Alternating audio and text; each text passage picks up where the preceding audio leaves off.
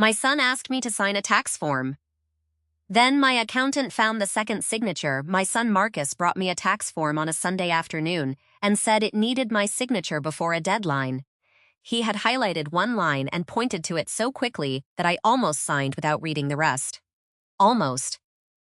The next morning, I took the paperwork to my accountant, who turned the pages slowly before stopping at the final attachment. There were 2 signatures on the form. One was mine, or something meant to look like mine. The other belonged to Marcus, authorizing a payment plan I had never discussed and attaching my name to a debt I did not recognize. When I called him, he said he was only trying to protect the family, but my accountant's expression told me this was not a mistake. It was a strategy. Subscribe for more stories of truth found in the fine print, and comment, do you read every page before signing? My accountant, Daniel Price, had prepared my taxes for 14 years. He had been there when William and I sold the little hardware store on Main Street. He had helped me understand the paperwork after William passed away, and he had never once looked at me with alarm until that Monday morning. He sat across from me in his small office above the pharmacy, holding the pages Marcus had brought over in one hand and his reading glasses in the other. "Rebecca," he said carefully, "did you sign any paperwork before yesterday?" "No." "Did you agree to become responsible for a payment plan related to a business tax balance?" "No." "Did you give Marcus permission to use your social security number, your banking information, or your signature on any state tax documents?" The room seemed to grow quieter with every question. "No," I said again. "What business tax balance?" Daniel laid the final attachment flat on his desk. There was my name, typed in black letters near the top, Rebecca Clark. Below it was an address I knew well, 418 Willow Lane, the house William and I had paid for one careful mortgage payment at a time. But beside my name was a business name I did not recognize, Clark Home Solutions, LLC. Marcus's name was listed as the managing member.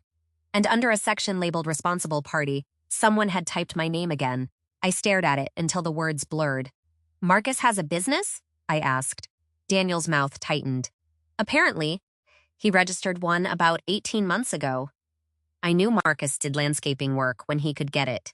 He mowed lawns in spring, repaired decks in summer, and put up holiday lights for people with more money than patience in December. But he had always called it odd jobs. He had never mentioned a company. He had certainly never mentioned taxes. Daniel tapped the page with one finger. "This document asks the state to approve a payment arrangement for unpaid withholding and sales taxes.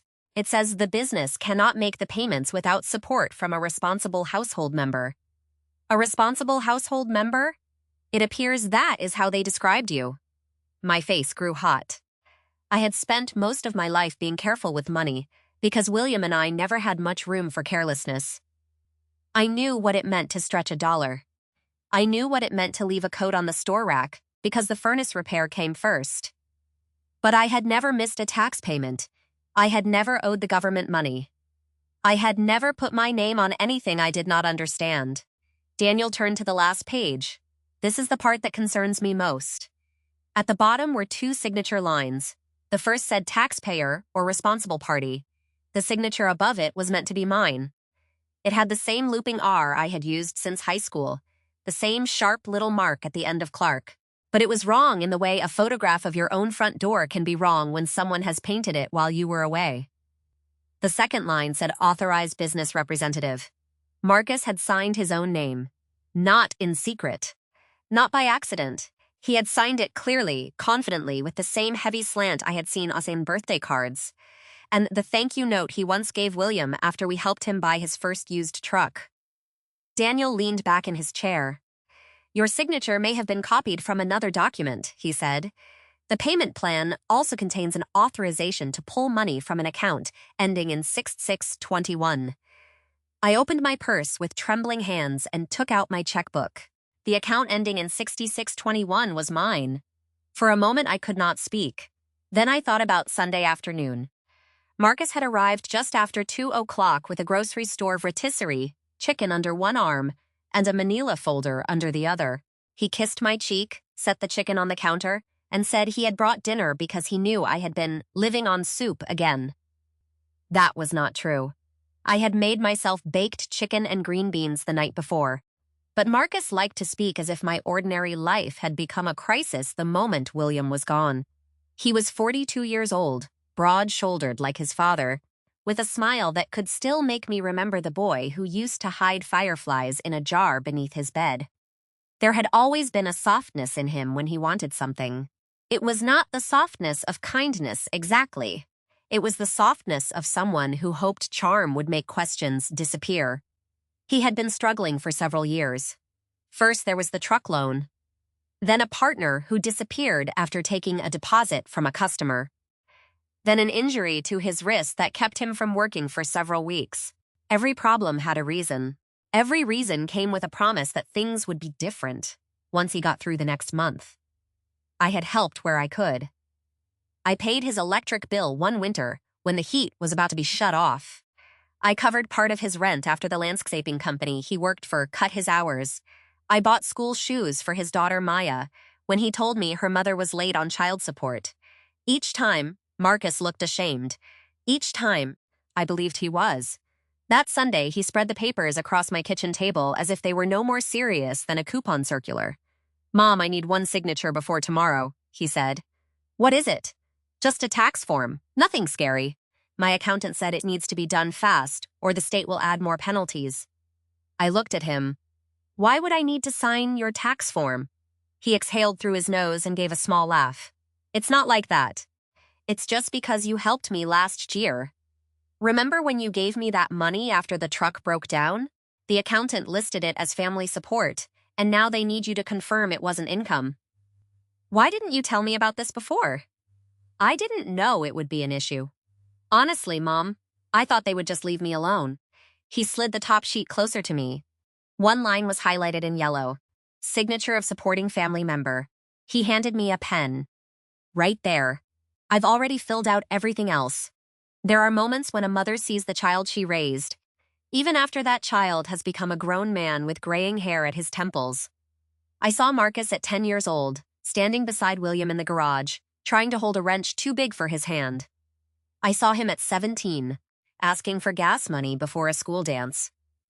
I saw him sitting beside me in the hospital waiting room the night William had his first heart episode, so frightened that he could not stop tapping his foot. I did not see danger. I saw my son asking for help, but then the phone rang. It was my neighbor, Mrs. Alvarez, calling to ask whether I had received a package at my door by mistake. The interruption lasted less than 2 minutes. When I returned to the kitchen, Marcus had flipped through several pages and moved the pen closer to my plate. "Mom, please. I have to get this back tonight." Something in his voice caught me, not fear, impatience. I picked up the first page and read the line he had highlighted. Then I read the paragraph above it. It referred to an obligation connected to the applicant's financial responsibility. "Marcus," I said, "what exactly am I agreeing to?" He looked toward the window. "You aren't agreeing to anything. It's just wording." "That is not an answer." He rubbed the back of his neck. "The business had a slow quarter. I am setting up payments. They want someone to show I have family support. That's all." "Then why is my bank account number on the second page?" His face changed so quickly that for a moment I wondered whether I had imagined it. He reached for the papers. "That must be from the old transfer you made." "I told you, my accountant put everything together." I held the folder against my chest. "You brought this to me. I will have Daniel look at it tomorrow." Marcus stood so abruptly that his chair scraped the kitchen floor. "Mom, Daniel is going to make this bigger than it is. If it is not a big thing, then he can explain it to me." He pressed his lips together. "You always assume the worst about me now." The words landed exactly where he knew they would. "I do not assume the worst," I said quietly. "Really?" "Because I come over with dinner, I ask for one signature. And suddenly I am trying to steal from you?" I had not said that. Not then. He picked up his jacket from the back of the chair. "You know what? Forget it. I should have known better than to ask." Then he left the chicken on my counter, took the folder from beneath my hand before I could stop him, and walked out. I stood at the window and watched him get into his truck. For several minutes, I felt guilty. That is one of the hardest truths I have learned since William died. People who love you know where your guilt lives. They know which door to knock on. But Marcus had forgotten one thing. When he grabbed the folder, one page had slipped free and fallen behind the table leg. I did not find it until later that evening when I moved the chair to sweep up a little shredded paper my old cat, Pearl, had scattered across the floor. The page did not look important at first. It was an attachment with small print, a barcode, and the last 4 digits of my checking account written near the top. At the bottom was a line for a signature. I did not sign it. Still, beside the line was a name that looked almost like mine. I put the page in my purse before bed. The next morning, I took it to Daniel, and now he was telling me the page was not simply part of Marcus's tax paperwork. It was the page that could allow payments to be taken from my bank account every month. Daniel picked up his desk phone. "I would like you to call your bank while you are here," he said. "Ask whether there are any pending electronic withdrawals or new authorization requests on your account." My hands shook as I dialed. The bank representative was polite. She asked several security questions, then placed me on a brief hold. When she returned, her voice had changed. "Mrs. Clark, there is a new recurring debit authorization in review," she said. "It was submitted Friday afternoon. The first withdrawal is scheduled for next week." "How much?" I asked. There was another pause. $875 per month. I closed my eyes. That was nearly all of what remained from my monthly pension after utilities, groceries, insurance, and the medication I took for my blood pressure. The representative said the transaction had not yet posted. She could place a fraud hold on the account and send the paperwork to their review department. I told her yes. I said yes so fast I nearly spoke over her. When I hung up, I looked at Daniel. My son did this. Daniel did not rush to answer. He had known me long enough to understand that I needed the truth without someone trying to soften it into a shape I could bear. "It appears that someone used your information to authorize a payment arrangement," he said. "We need to find out exactly what was filed, with whom, and whether anything else was submitted in your name." I stared at the forged signature. Then I did something Daniel told me not to do. I called Marcus. He answered on the 3rd ring. "Hey, Mom," his voice was too calm. "Why is there a payment authorization connected to my checking account?" For 2 seconds, there was nothing but his breathing. Then he said, "Daniel called you into a panic, didn't he? Answer my question." "It is temporary." "Why is my name on your tax debt?" "Because I was trying to protect the family." "The family from what?" His voice hardened. "From losing everything over a mistake that should have been handled months ago. I had employees. I had jobs lined up. Then the weather ruined the season. One client refused to pay, and the state started sending notices like I was some kind of criminal. You never told me. I knew you would worry. I am worried now. You do not understand how these things work." "No," I said. "I do not understand why you thought you could sign my name." He went quiet again. Then he said the words that chilled me more than shouting ever could. "I did what I had to do so they would not come after the house." I looked toward the window of Daniel's office. Down below, people moved along Main Street carrying coffee cups and shopping bags. The world looked ordinary, but suddenly my own home, my checking account, and every paper I had trusted Marcus to carry for me felt exposed. "What do you mean?" "Come after the house," I asked. Marcus exhaled. "Mom, please. Don't make this worse. Let me handle it." Before I could answer, he hung up. Daniel had heard enough of the conversation from where he sat across the desk. He opened a new folder, wrote the date on the tab, and placed the copied document inside. Then he looked directly at me. "Rebecca," he said, "do not meet with Marcus alone, and do not sign another thing until we know whether your name has been used anywhere else." I nodded, though my throat felt too tight to speak. Daniel reached for his computer. "I am going to contact the state tax office through the practitioner line. But first, there is something you need to see." He turned the monitor toward me. On the screen was a copy of the business registration for Clark Home Solutions, LLC. Marcus had listed himself as owner, but beneath his name, under a section called Additional Responsible Individual, was mine, and the date it had been filed was not last week. It was 11 months earlier. 11 months ago, my son had begun putting my name inside a business I had never agreed to join, and I had no idea how far he had already gone. Daniel did not let me leave his office with only fear and a folder of copied papers. He made a list. "Call the bank again. Change every password connected to my accounts. Place a fraud alert with the credit agencies.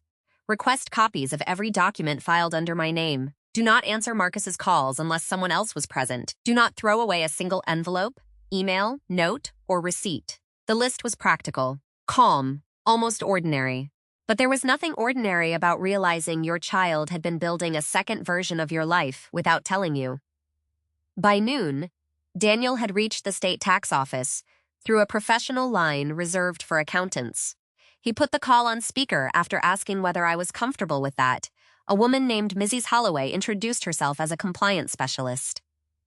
"Mrs. Clark," she said, "I want to be careful about how I phrase this. We cannot make a final determination today.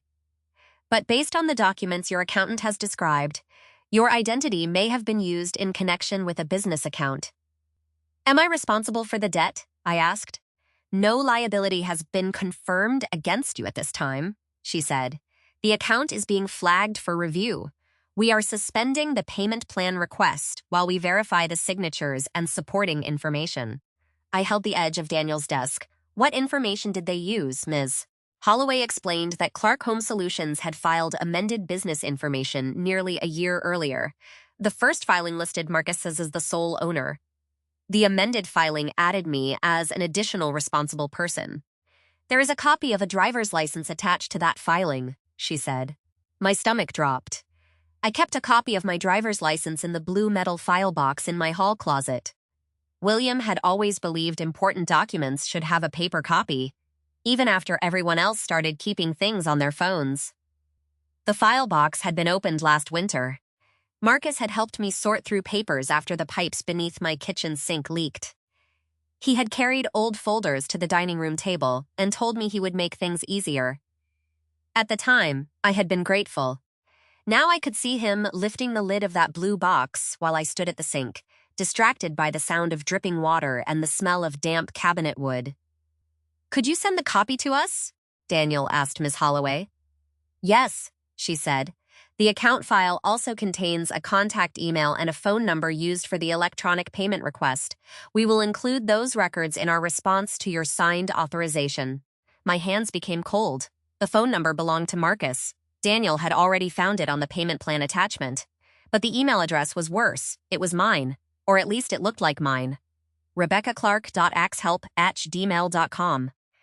I had never created that address. I barely used email except to receive coupons from the grocery store and appointment reminders from my doctor's office. Someone had made an email account with my name. Someone had used it to receive notices about a debt I did not know existed. Someone had made sure those notices never reached me. When the call ended, Daniel removed his glasses and cleaned them slowly with a cloth from his desk drawer. "That tells us this was not one paper brought to your kitchen on Sunday," he said. "No," I whispered. "It started months ago." He looked at me with the same patience he had shown when William was sick, and I could not bring myself to open the hospital bills. "There is another thing," he said. "The state may be able to tell us what forms were submitted, but it may not tell us why Marcus did it. For that, we need to see those business records." I did not know whether I could bear to hear the reason. A mother can live with almost any hardship if she believes her child is still trying to be good. She can forgive a mistake. She can forgive a lie spoken in panic. But a plan is different. A plan has steps. A plan has time inside it. A plan means the person looked at your trust and decided it was something they could use. That afternoon, I went home with a new cashier's checkbook and a small packet from the bank explaining the fraud hold. The branch manager, Ms. Green, had been gentle but direct. "No money has left your account under that new authorization," she told me. "We stopped the first scheduled debit before it processed." I thanked her. Then she gave me a look I would not understand until later. "Mrs. Clark, there is one more issue," she said. "Someone attempted to add an online user to your checking account last month. The request was incomplete, so it was not approved." "Who?" The application listed Marcus Clark. I felt myself sink into the chair across from her desk. "He said he was only trying to help," I told her. Ms. Green folded her hands. "Sometimes help is offered without being requested. That does not make it authorized." The sentence stayed with me all the way home. When I walked into my house, Pearl came running from the living room. scolding me in her small, scratchy voice because I had been gone longer than usual. I picked her up and held her against my chest. For years, my home had been the place where I went to feel steady. The dining table still had a small scratch where Marcus carved his initials while doing homework at 13. The hallway wall still held a framed photograph of him in his Little League uniform, his cheeks round and his glove too large for his arm. On the mantel, there was a picture of William teaching Marcus how to grill hamburgers in our backyard.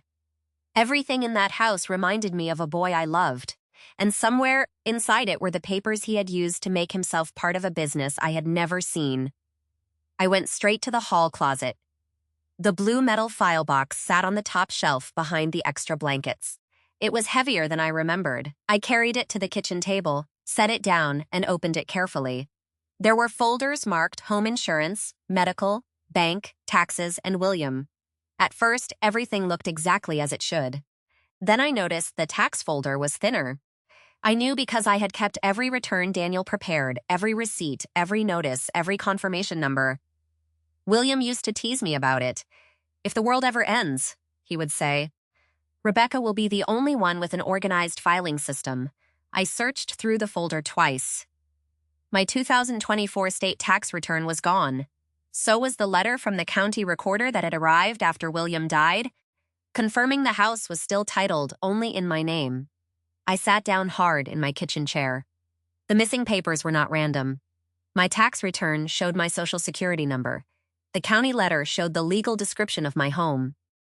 Marcus had not just needed a signature. He had needed proof that I existed on paper. For the first time since Sunday, anger pushed through my fear. Not loud anger. Not the kind that makes a person break dishes or say things they cannot take back. It was the kind that made my hands steady. I called Daniel. "My 2024 tax return is missing," I said, "and the county title confirmation for my house." He was quiet for a moment. "Do you have anyone else who has been in your file box?" "Only Marcus. He helped after the kitchen leak. Take photographs of the file box and every folder. Do not rearrange anything else. I will call an attorney I trust. She handles elder financial exploitation and identity fraud cases." The phrase made me flinch. Elder financial exploitation. It sounded like something that happened to strangers in television reports. Women who had no family nearby. Men who did not understand their bank statements. Not me. Not Rebecca Clark, who had worked at the Willow Creek Library for 27 years, balanced every household bill, helped raise 3 children, and kept a home running through layoffs, illnesses, and the death of the man she loved. But I had to face what my pride had been protecting me from. Being careful did not mean I could never be betrayed. It only meant I had the right to stop the betrayal when I saw it. The attorney's name was Pamela Reed. She met me the next morning in an office with tall windows and a coffee machine that smelled stronger than the coffee William used to make. She was probably in her 50s, with silver streaks in her dark hair and a voice that never rushed. She read every page Daniel had gathered. She read the bank notice. She read the business registration. She read the payment plan attachment with the false version of my signature. Then she asked me one question. "Did Marcus ever discuss becoming a co-owner of a business with you?" "No." "Did he explain that a recurring debit of $875 would be taken from your bank account?" "No." "Did you authorize him to use your driver's license or tax return?" "No." Pamela nodded and made notes. "Then your first responsibility is not to protect Marcus from the consequences of his choices," she said. "Your first responsibility is to protect yourself." I looked down at my hands. "He is my son." "Yes," she said gently. "And that is why this hurts. But he is also an adult who had other options." Pamela explained that she would send formal notices to the state tax office, the bank, and the credit reporting agencies. She would request preservation of all documents and electronic records tied to the account. The state's review could take time. The bank's investigation could take time. Nothing would be solved in a single afternoon. "But," she said, "we can stop new damage while the facts are being reviewed." That was enough for me. Not justice yet. Not peace. But a door closed before more could be taken through it. 2 days later, Daniel called me with the first response from the state tax office. The payment plan had not been created because the account was under review. but the business tax balance was larger than Marcus had admitted. $26,400. I stared at the number on the screen in Daniel's office. How can a small landscaping business owe that much? It was not only sales tax, Daniel said. There were payroll withholding issues, late filings, penalties, and an earlier payment agreement that Marcus defaulted on. He had another payment plan? Daniel nodded. According to the records, he signed it himself 8 months ago. The air left my lungs. 8 months. Marcus had been trying to solve his own debt long before he came to my kitchen with that folder. When his first plan failed, he had looked for another way to make the state believe someone else would stand behind him. Someone with a clean bank account. Someone with a paid-off house. Someone who still loved him enough to hesitate. That evening, Marcus came to my front door. I saw his truck pull into the driveway just before sunset. He sat behind the wheel for almost 5 minutes before getting out. I did not open the door immediately. Instead, I called Pamela, who had told me to call if he came by. She said I did not need to have a conversation with him, but if I chose to speak, I should keep it brief and avoid discussing details of the investigation. Then I stood in my living room, took one deep breath, and opened the door with the chain still latched. Marcus looked tired. His face was unshaven. His shirt had paint on one sleeve. For one dangerous second, my heart reached for him before my mind could stop it. "Mom," he said, "we need to talk. We can talk from here." He looked past me into the house. "Are you really going to treat me like a criminal?" "I am treating this seriously. I made a mistake. A mistake is bringing the wrong paper. Is entering the wrong number. You used my name for 11 months. His jaw tightened.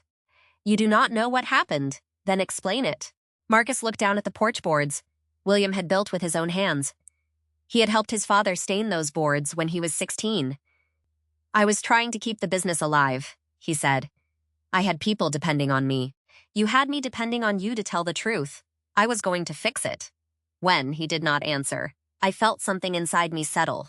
Not because I stopped loving my son, because I finally understood that love did not require me to accept whatever he did next. "You need to speak to an attorney," I said. "My attorney will contact you about the records." His eyes flashed. "An attorney? You got a lawyer against your own son?" "I got help for myself." He stepped closer to the door. "Mom, if you report this, I could lose everything." I held the edge of the door. "You put my name on a debt that could have taken everything I have." He stared at me. Then his voice dropped low. "You think the state is the problem? You have no idea what else is connected to that business." Before I could ask him what he meant, he turned, walked back to his truck, and drove away. I stood on the porch until the taillights disappeared at the end of Willow Lane. The next morning, Pamela called. Her voice was calm, but there was a firmness beneath it I had come to recognize. "Rebecca," she said, "we received the expanded account records from the state." I gripped the phone. What did Marcus mean when he said there was more connected to the business? There was a pause. Then Pamela said, "The state records show that your home address was not only used as a mailing address." I closed my eyes. It was listed as collateral information in a separate financial disclosure submitted with the payment plan request. For a moment, I could not make sense of the words. Then I looked around the living room William and I had built together. The house Marcus claimed he was trying to protect had been placed inside his plan, and I knew the next document we found might tell us whether he had tried to use my home itself.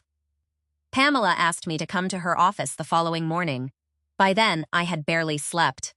I kept walking through my house in the dark, touching the back of the sofa, the kitchen counter, the framed photograph of William near the hallway lamp. I had never thought of this place as an asset before. Not really. It was simply home. It was where William had stood in the doorway after work, loosening his tie and asking what smelled so good. It was where my children learned to read, where Marcus had once slept on the couch with a fever, where I had sat alone after William's funeral and promised myself I would keep going.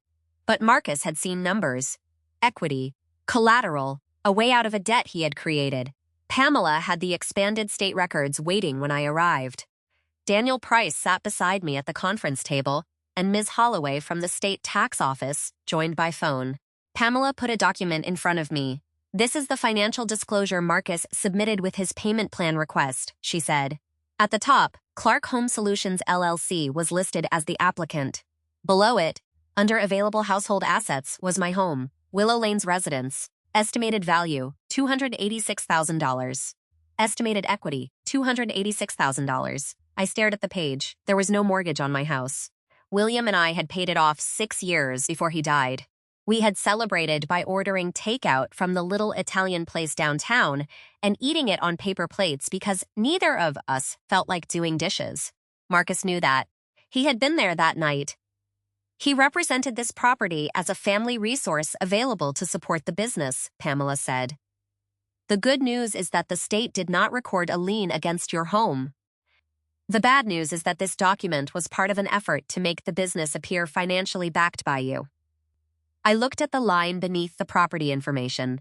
It said, responsible individual affirms access to household assets. Beside it was my false signature, and beneath mine was Marcus's real one, the second signature. The signature he had made with his own hand while someone else's name was placed above it. That was the moment I stopped wondering whether I had misunderstood him. The paperwork was not confusing.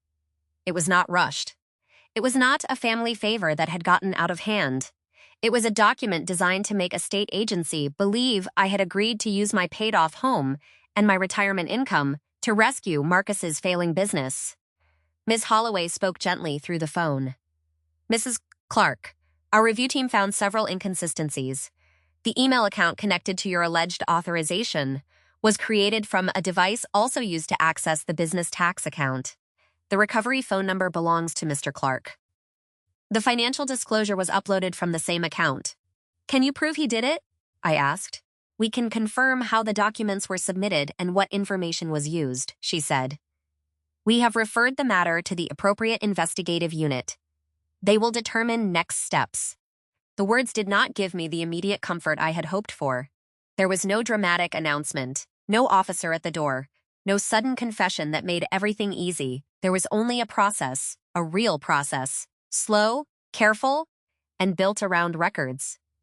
Pamela explained that the state would remove my name from the business account while the review continued.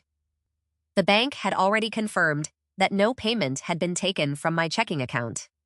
The credit agencies had placed alerts on my file, and Pamela was sending a formal demand to Marcus requiring him to preserve all business records, stop using my identity, and return any documents he had taken from my home. What if he refuses? I asked. Then we keep documenting, she said, and we take the next legal steps available to protect you. For the first time in days, I felt something close to relief. Not because the danger had passed, because I was no longer standing in it alone.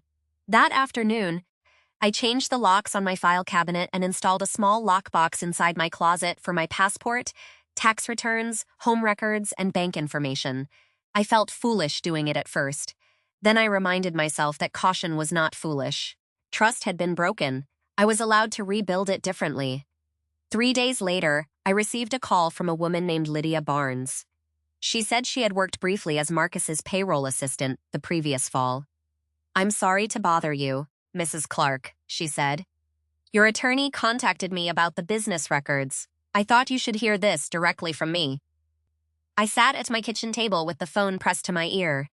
Lydia explained that Marcus had hired her to organize invoices and prepare payroll information. She had noticed that the company's tax notices were serious and had told Marcus he needed to speak with a tax professional.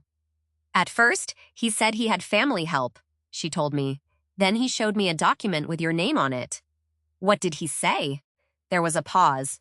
He said his mother owned her house outright and would never let the state take it. He said he only needed enough time to get back on his feet.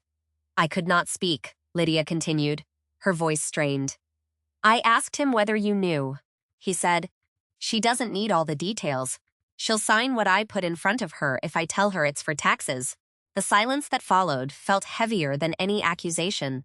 Lydia had saved messages from Marcus because he had never paid her final invoice. In one message, he told her to use my name as the responsible party on a draft financial statement. In another, he said he would get Mom's signature later, after the payment plan was approved. The messages did not just prove that Marcus had used my information. They proved he believed my love for him would make me easy to use. Pamela asked Lydia to send the messages directly to her office. Lydia agreed. That night, Marcus called me 6 times. I did not answer. Then he left a voicemail. Mom, please call me back. Lydia is lying because she wants money. You know how people are. I was trying to protect you from being dragged into this. I never meant for your house to be involved. I listened to the message once. Then I saved it. The next morning, Pamela called. Do not respond to him directly, she said. His statement is important because it contradicts what he has been telling you. What happens now? I asked. The state has the records. The bank has the false debit request. We have Lydia's messages and Marcus's voicemail. The investigators will handle their portion. As for you, we will focus on making sure no one can place another financial obligation in your name. I stood at the window looking out at the maple tree. William had planted 20 years earlier. Its leaves had started to turn at the edges. What about Marcus? I asked. Pamela was quiet for a moment. That will depend on what the investigators find and what he chooses to do next. But consequences are not something you create, Rebecca. They are something his own actions have created. A week later, Marcus asked to meet. Not at my house, at Pamela's office. He came in wearing the same work boots he had worn on my porch, but they looked worn down now. His shoulders had lost their stubborn lift. Beside him sat a lawyer I had never seen before. Marcus did not look at me when he first entered the room. For a long time, nobody spoke. Then his attorney said Marcus wanted to make a statement through counsel. Pamela nodded. Marcus's lawyer explained that Marcus acknowledged he had submitted documents using my personal information without my permission. He acknowledged that he had created the email account in my name. He acknowledged that he had listed my home in the financial disclosure without telling me. He said Marcus was willing to provide all passwords, business records, and copies of the documents he had kept. Then Marcus finally looked at me. I was drowning, he said. There was no anger in his voice that day. Only exhaustion. I thought if I could get the state off my back, I could keep working and pay it all down. I thought I could fix it before you ever found out. You did not want to fix it, I said. You wanted me to carry it. His eyes filled, but I did not look away. You knew what that house meant to your father and me. You knew I never agreed to be part of your business, and you still put my name on it. I was scared. So was I said. The difference is, I did not use someone else to solve my fear. Marcus lowered his head. His attorney explained that Marcus would cooperate with the state's review and make his own arrangements concerning the business debt. He would not contact me about the case except through the attorneys. He would return the missing documents from my file box, including my tax return and county title letter. Pamela also made it clear that Marcus would be responsible for repaying the legal fees and costs I had incurred to protect my identity. His lawyer did not argue. Marcus did not argue either. That was when I knew he had finally seen the shape of what he had done. Not just a debt, not just a form. A betrayal that had reached into my home, my savings, my name, and the trust I had spent 42 years giving him. The state's investigation continued for months. I did not receive every detail, and I did not need to. What I knew was enough. My name was formally removed from the business account. The payment plan request tied to my checking account was canceled. The state confirmed in writing that I had no responsibility for Marcus's business debt. The bank closed the fraudulent authorization and strengthened the protections on my accounts. Marcus's business was eventually dissolved. He had to make his own payment arrangements for what he owed. He sold his second truck and took a job with a construction company outside Willow Creek. It was not the life he had wanted, but it was honest work, and for a while, honesty was the only thing he had left to rebuild. He did not come to my house for Thanksgiving that year. That was my choice. I set the table for my daughter Melissa, my granddaughter Maya, and 2 neighbors who would have otherwise spent the holiday alone. I cooked William's cornbread dressing from the recipe card he had written in his uneven block letters. When I took it from the oven, the whole kitchen smelled like every Thanksgiving we had ever shared. For a moment, I missed Marcus so deeply that I had to set down the serving spoon. Maya came beside me and slipped her hand into mine. "Grandma," she said softly, "Dad says he knows he messed up." I looked down at her. He did mess up. Will you ever forgive him? I thought about that question for a long time. Then I said, forgiveness is not the same as pretending something never happened. She looked at me carefully. I love your father, I continued. I always will. But loving someone does not mean handing them the keys to hurt you again. Months later, Marcus sent me a letter, not a text message, not a voicemail. A real letter, written in his own handwriting. He did not ask for money. He did not ask me to fix anything. He wrote that he had started meeting with a financial counselor through his new employer. He wrote that he understood why I had changed the locks, changed my passwords, and stopped answering every call. He wrote that he was ashamed of the way he had used my grief after William died. At the bottom, he wrote one sentence that mattered more than the rest. You were never supposed to carry what I created. I read that letter 3 times. Then I placed it in a new folder inside my locked file box. Not the old box, the new one. A few weeks after that, I agreed to meet Marcus for coffee at a diner near the edge of town. I chose the place, I chose the time, and I told him in advance that we would not discuss money, my home, my accounts, or any document that required my signature. He agreed. When he arrived, he looked older than I remembered. We talked about Maya's school play. We talked about the weather. We talked about William's old grill, which Marcus had finally repaired and kept in his garage. It was not a perfect reunion. It was not supposed to be. It was simply a beginning built on rules that protected me. Before we left, Marcus stood beside my car and said, I know I do not deserve your trust. No, I said, not yet. He nodded, but you can choose to become someone who earns it again. That was the last thing I said before I drove home. That evening, I sat on my porch with Pearl curled beside my feet. The sun went down behind the maple tree, turning the street gold for a few quiet minutes. Inside my house, my papers were secure. My accounts were mine. My name was mine, and so was my peace. I'd spent too many days believing that protecting myself would make me a bad mother. But I learned something important. A mother can love her child with her whole heart and still refuse to be used by him. She can be kind without being careless. She can forgive without surrendering her boundaries. And she can read every page before she signs her name. If this story reminded you to protect your identity, your home, or your independence, please subscribe, like this video, and share it with someone who may need the reminder. And tell me in the comments, what is the one document you would never sign without reading every page first?